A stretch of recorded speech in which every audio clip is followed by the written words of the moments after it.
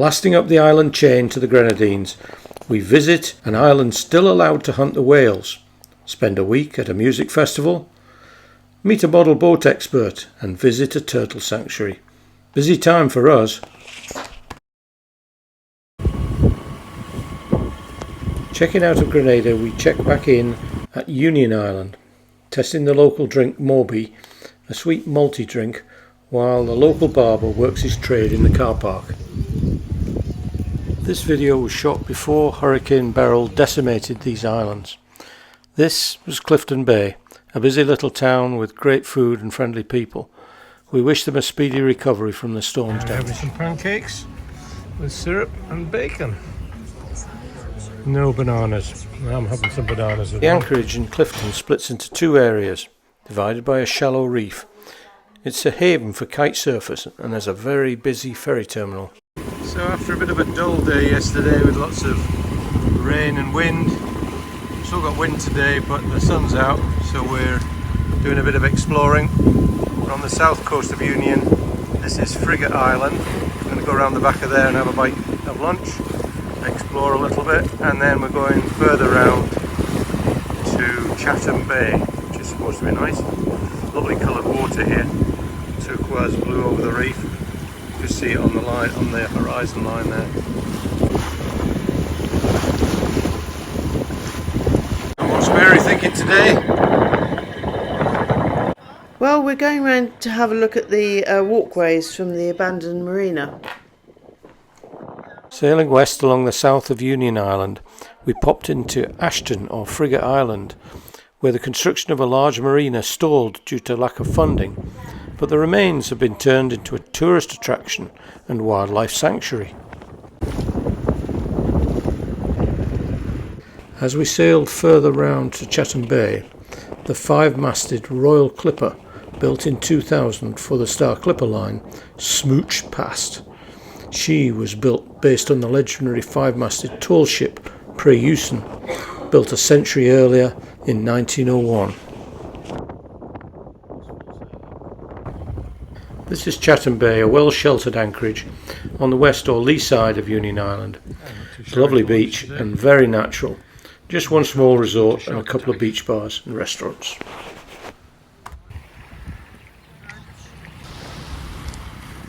Not a bad spot.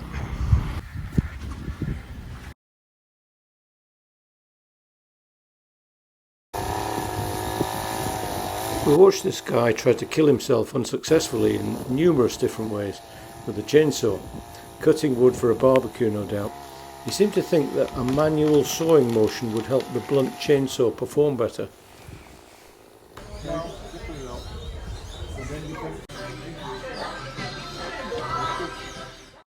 Brendan and I took a stroll up the steep hill for some exercise. Strange forest plants.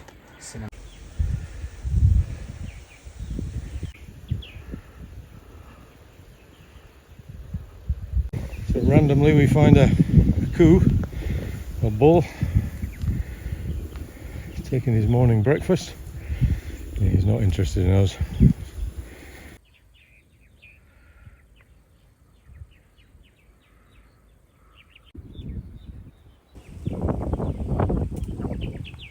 Stumbled upon a farm. There's quacky ducks and chickens. There's a little pond down here. The ducks are at this height. Lots of noise from the cockerel. We discovered the farm supplied produce to the local resorts and shops in Clifton. Here's the noisy one. Two cockerels. Making lots of noise.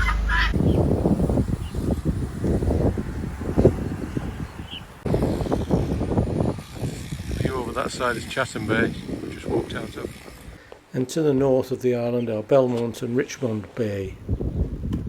Timmy the tortoise was helped out of the way of the Chatham Bay taxi as it bumped its way to Clifton for passport clearance and bringing back supplies for the restaurant. It was a slow news day so far, then Larry the lizard speeded things up. Some nice rooms here, little chalets in the hotel. Interestingly, they've got Starlink here as well. They're bringing building materials in, by the look of it.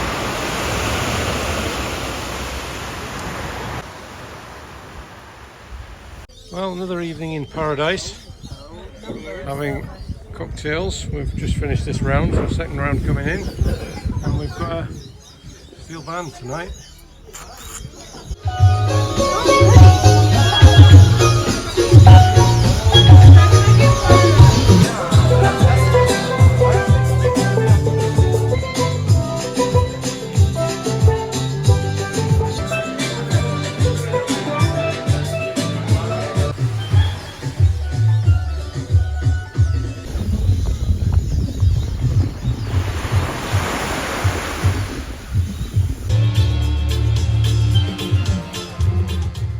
And as the sun slowly sinks, thoughts turn to moving to another island. So we're leaving Union Island, headed for Mariu. We had a nice 4 days, I think we've been in Union. The wind's been pretty strong, and it's still pretty strong, but we decided we're going to make a move, get a bit of harbour rot. So Mary's on the helm today. Anything to say? Yep, sounds alright. About 3 to 4 metres swell here at the moment. Yeah, it's fairly bouncy. Like this, it's got the wind up my bum.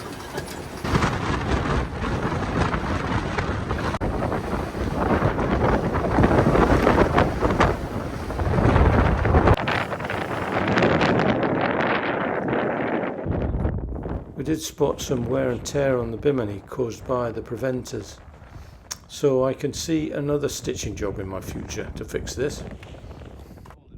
What's always amazing here on the island is the colour of the houses.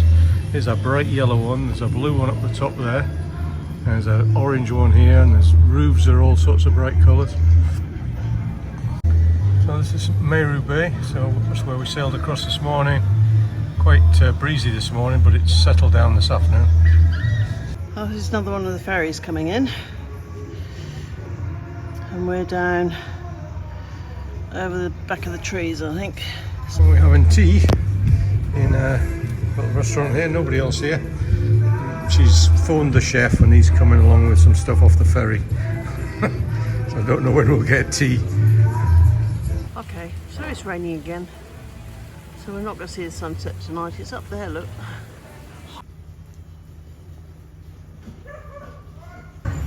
This is about an hour later after the other ones I took. Saw a few people without ankle lights on, but hey ho. Today we're heading to the east of Meru to a great snorkeling spot. Not the best days for us to go to Tobago Cays, but it's probably our only opportunity on this trip north, because the weather's a bit more blowy in the next few days. It looks like there's quite a few boats in there, so hopefully we can get an anchor. If not, we'll come up with another plan. Just intensely watching her bowls. We're at the finals, are we? Nearly. This is semi-finals, there'll be finals tomorrow. Today we're in Tobago Cays. Paul's gone off for a snorkel, and while I recover from a migraine. So it's just bad timing, as I wanted to snorkel here too. There's another oyster similar to ours next door. We were going to launch the dinghy, but we've organised a local boat boy to take us to the lobster dinner at the beach tonight. Anywho, I thought I'd talk you through our solar arch and how we secure our dinghy for sea passages. We have 4 6-part systems, 2 which control the lifting arch and 2 which lift the dinghy. They're all attached to the front leg of the solar arch frame. One uses a clamp cleat lock and the base of the support. The other ties to a cleat.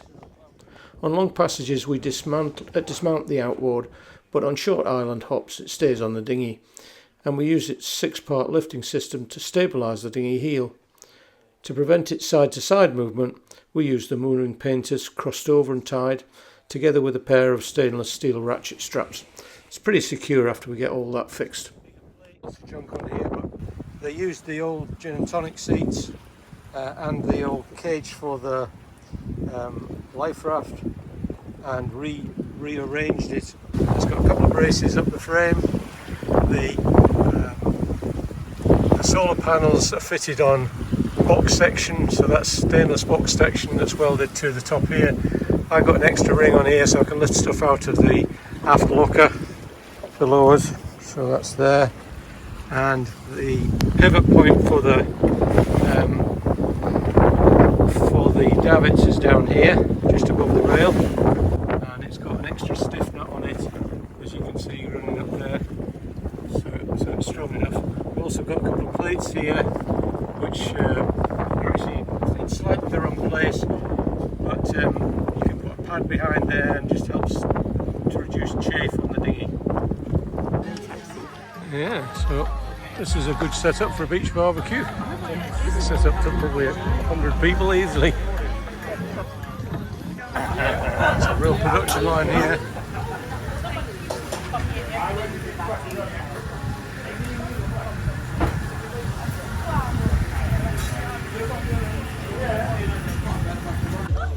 Where have we had the last lobsters now? So it's leaving Tobago Cays. A bit of snorkeling there. It's a lovely spot. Reefs, really clear water. Lots of fish, turtles, sort of ray. In amongst the trees is the beach we had the barbecue on last night. It's very well organised. They have equipment to grill and seating for well over 100 people. Between the two islands, Petit Ramu and Petit Bateau, is an anchorage. Don't expect, however, to find a space as it gets very busy. But you can anchor to windward closer to the snorkeling reefs, but it is exposed to the wind. Bit of a squall line coming in. You can see the rain in the sky there, coming down over there and here, and we've got fairly big seas. You probably can't see that on the camera. Maybe 3 meters or bigger.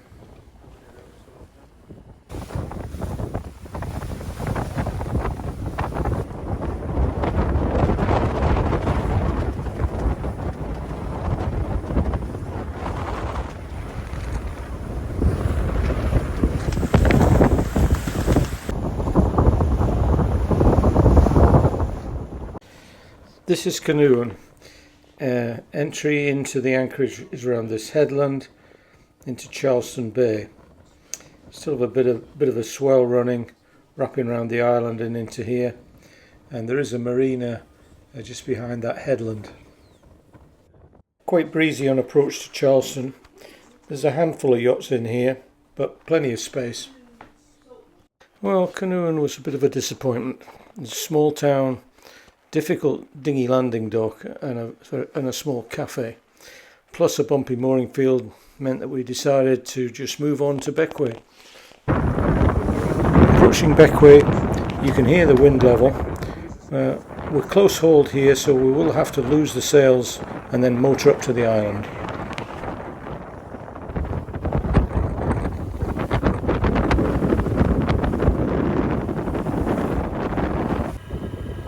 The main anchorage is Admiralty Bay, and it's not well protected until you pass into the shelter behind the northern headland.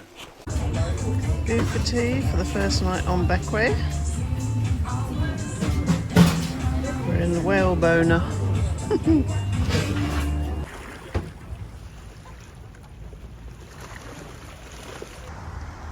Lovely little house with shingles on it.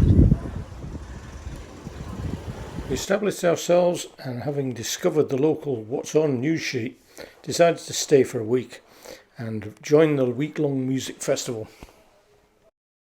Our first outing was a walk over the island to visit the Heritage Museum. This is Friendship Bay we're looking at. The Heritage Museum was an eye-opener for us. The curator fed us with a fascinating presentation on the island's history from Carib natives who migrated from the Orinoco Basin in several waves in canoes, through the arrival of the French Europeans and then English colonists who cashed in on the sugarcane bonanza and were the drivers behind the African slave trade and all its associated horrors. The biggest reveal, however, was that the island is currently allowed to hunt whales under the International Whaling Commission's Aboriginal Subsistence Clause. Bequia gained independence in 1979 and its development has been rapid since then. Nowadays, tourism is the biggest part of the economy but it is still uniquely tethered to its maritime traditions and heritage. Now, before the keyboard warriors jump in, a bit of research information. Only 4 small communities are allowed to hunt whales. One's in Russia, at Chakotay, one's in Greenland, and one's in Alaska. And they hunt minke whales. The 4th is in Bequia, who are allowed a maximum of 4 humpback whales per year. In fact, they have only managed an average of 1.2 since 1985. Whaling started on the island in 1876, with Scottish-American whalers teaching the locals how to catch them. It's now governed by strict IWC, that's International Whaling Commission rules, using traditional harpoons, lines and boats being rowed or sailed. And the only modern concession is the use of darting to reduce the suffering of the whale. The hunting involves considerable risk to the whalers. Apart from the size of the whale, its flukes and tail, the whalers have to harpoon the whale and then enter the bloody waters with the sharks to sew up the whale's mouth so it doesn't sink. The whale is then towed to a flensing station where the whalers are apportioned meat for personal use and sale, but only locally, no export. It is a source of protein for a poor community on an island where most protein is imported at high cost, and where inshore fishing, the other source, is being heavily impacted by increased sargassum weed caused by global warming and tourism. An average of 1 humpback whale, which are not on the endangered species list per year, is minuscule in comparison with the 500 per year minke whales taken by Norway and 80 per year taken by Japan. Even given this information, we still have very mixed feelings about sanctioning whaling. What do you think? Let us know in the comments. Navigation instruments under the table here, and a logbook.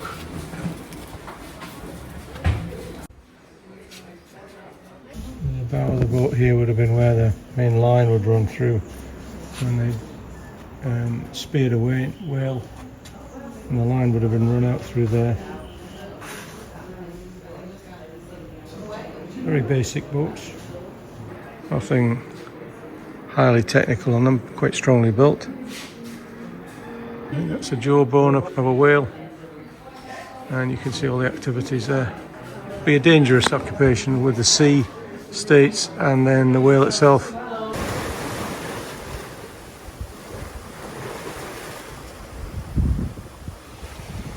This little island in the middle here with a building on it is where the whales are brought back after they've caught them. So we're all sat on swings at the bar with an absolutely awful view. Been today. To the boat museum. What did we see there? Lots of history about the island and the whaling boats they used. Big climb up and out, though, wasn't it? And back again. Yeah. Big hill. Hence I'm leaking as usual. Looks like it's the place there's actually a regatta here later in the year. It looks like these are the sort of boats that they sail here. There's a little flap here that opens up, so if the water's going that way, it stops the water going in, and if there's water in the boat, they tax it out. The long history of boat building on the island, starting with Carib canoes, has been continued. We saw a couple of wooden schooners plying their trade, now mostly tourists, on the island. They were built by islanders. Whaling boats are also still built here, and the largest wooden boat ever built in the Caribbean, the 165-foot Gloria Colita, was built in 1937 on the place where the Frangipani Hotel now stands on Bequia. She was so big she took 2 days to launch, the pulling team being mostly comprised of local women. Careening or bottom cleaning was a regular part of boat maintenance, and Admiralty Bay was ideal for this. Continuing the boating heritage is a local business, Movin, who make model boats.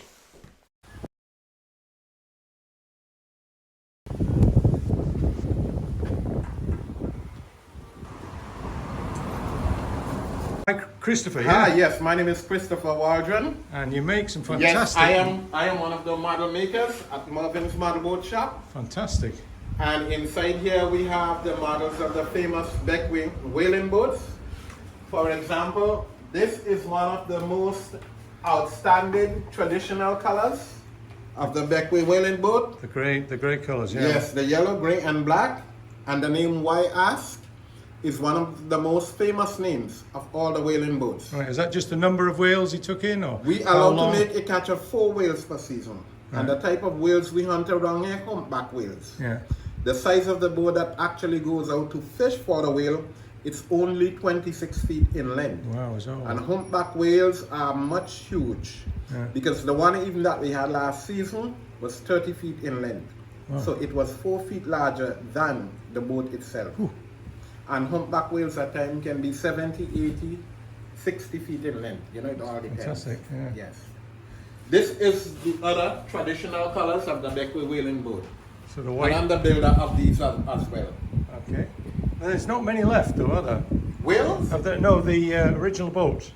No, it's only really 2 of them. One is the Perseverance, and the latest has been added to the fleet is Persecution. So- Persecution is the one that caught away last season. So how many were there in the heyday when they were? At one time you had, let me see, you had Why Ask, you had Rescue, you had that, about 3 whaling boats one time. That's in recent history, but as you go back, were there more than that? Well, the very first whaling boat that I knew and heard of was that famous Iron Dew. Okay. But the thing about that is it did not make it famous like Wyax. Right. Because Wyax was the one that was mainly used by the legendary whaler, Sir Captain Admiral Olivier. Okay. Yes. Cool. Yes. And you make all these models here in the shop, eh? Well, yes, right here. And we work on the outside and we did a finish work at home, like the painting and varnish. Right. At home to bring out this clean, smooth finish. Fantastic. Yeah, they're Yes. really shiny. Yes. The varnish, isn't it? That's a labour of love. And Yes. you sell a lot of these boats then? Yes, we do. In fact, I just sold one before you came. Okay, cool. Yes. Cool. And do you make any other models of yachts and things like Yes, that? we do. And for example, this is even a model of the schooner. And this is just a model of the schooner that we call the Bequia Pride by name. Okay. But we also had a model of the famous Friendship Rose in that picture with that gentleman. And that was built here, Yes, wasn't it? right here. Yeah. We have another one in the process of making. Being built, yeah. Yes. And we build lots of models of people's boat. Okay. Lots of them, yes. Okay. Yes. And even refurbished as well. And are they expensive? I mean, Well, no. And for me, the price on this one is $380 American. Right. We have like the small version in the varnish one, 280. This one is one of the medium-sized varnish one made by me, 490. So it all depends. I even have models like for 650, like this one right here. Right. You know? Okay. Yes, like this one right here. Nice, yeah. And the models can be packed into one of these big bags. When the schooner was built for Bob Dylan, that was how they started with the schooner. They went in the hills, they got a group of men who went there and cut the timber, bring them, cut them out and place them in the sun, give that a very long time in the sun to dry until it's cured, and then from there they start working in it. Bob Dylan, I mean, you know, he's a wealthy man. He imported like the teak and the mahogany and all these things from Honduras where he get the real solid stuff. That's hard to get now. That's Yeah, all, well, isn't no, it? it's still available. Yeah. It's still available. In fact, we have a better company now set up where you go directly the to hardwood. Caribbean wood. Yeah. Caribbean wood, and you order the stuff. But Right. it comes with a price. Yes. Of course it does, yeah. Yes, Yeah. yes, Yeah, just Because fine. it's there, we also purchase a lot of our wood to use here. So that is the reason why you find our models comes with a price as well. So did your business of making ship models, did that come from the old shipbuilding in the town? Well, as I said, it all started with my brother-in-law, which is Marvin. The shop name's after him. Okay. This is the way they all began, with the And he was coconut just, ones. okay. They started experimenting first with the coconut ones in making small sailing coconut boats, and then they advanced to the gum, what you call balsa. Balsa wood, yeah. Yes. And then now we, the younger ones who come in behind, we started experimenting with the mahogany. Right. And Mervyn started with the Canadian pine, he advanced to the mahogany, and then we started with the teak and everything, you know? Yeah. So that's the reason why you find our varnish walk is so beautiful. Yeah. Yes, I think please. we went to another yacht model maker in, I'm pretty sure it was in Dominican Republic. Okay. And they were making copies of what I'd call modern yachts. Yeah, right. So it was like the J-class boats. Do you Oh yeah, remember well those? we can do that. Those We can things, do that. We can do that as well. They were trying to kind of copy models of famous Yes, sailing yeah, we can do yachts that. over We there. can make, in fact, Marvin had the privilege of making the Endeavour, the famous Endeavour, Oh, okay. many Yeah. years Yeah. ago. Yes. The details on the boats are impressive. The shop is well worth a visit if you're on the island.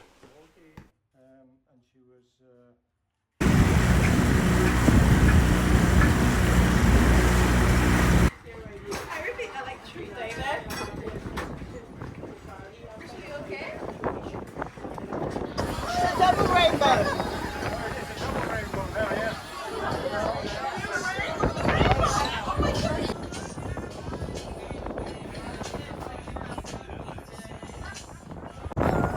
Well, we're off exploring again today to a turtle sanctuary. Opened in 1995, it was founded by Bequia Orton King. The hawksbill turtles that are raised here to an age of 5 from eggs are then returned to the sea. Up till 2006, 800 have been returned to the sea, and many more since then.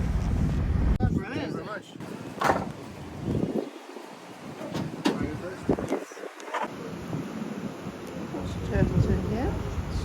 Welcome to Bequia Turtle Sanctuary. My name is Phantom, the instructor, and we have a whole lot of hawksbill turtles here. So, as we proceed, these are the 4-year-olds. 4-year-olds? Yeah, this age they just kind of active, you know, just like little kids. You know. Most things Seven there, years. If you want, if your camera could go in the water, you could water flip. You have one at okay. So these, yeah. I love them, but I don't want to touch them. So how old is this one? That one is 1.5. 1.5 years old. Beautiful. Yeah, that's Lily. Call her Lily. Lily, baby. This one is Butterfly. We have another 1.5 year old. So we have 2 ladies. So we get this This one is the little 23 hat. years old. It was just like this one. It's got a deformity on It's its shell. barred all the time. Heck. You can see the floating bar down there.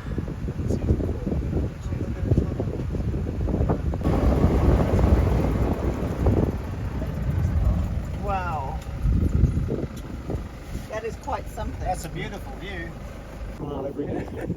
Lovely breeze all the time as well. That's Hope Bay down there. She has like a riptide in it, apparently. One problem on the islands is what to do with scrap cars. Do you bury them or just let them rot out? They're too expensive to send back to the mainland for recycling.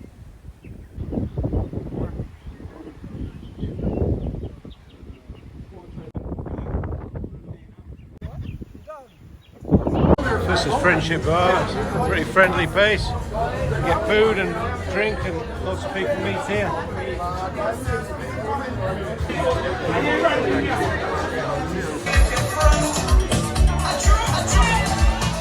We're waiting here for the sailmaker to open after lunch, as we're needing some new covers made for one of our deck hatches.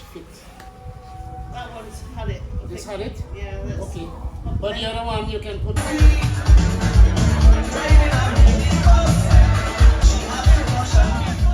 No time left in this video for the music festival, so we'll just have to leave you with a short taster. It was a great event, so as not to miss it in the next video, so don't forget to subscribe to our channel. Can anybody guess where we are? Clue. We're dressed like winter. We're not in the Caribbean. Definitely not. So what about the video? Well, glad we saw the islands before Beryl thrashed them. We've really worried about the people and their future, really, and their businesses, which have all been flattened. Yeah, it's terrible. So it's not good. But we did enjoy our visit to the island. I'm glad we got there before Beryl, as Mary's saying. Enjoyed Bequia particularly, especially the music festival, which yeah. you'll see in the next video. We didn't manage to squeeze it into this one. The museum, the Heritage Museum, was very thought-provoking, especially the information on whaling. So hope you enjoyed that bit. So next time, as we said, we'll be following the music festival at Bequia to join us for the entertainment. So And next time, until the next time, yeah, fair winds, and following seas. Bye. Bye. Well,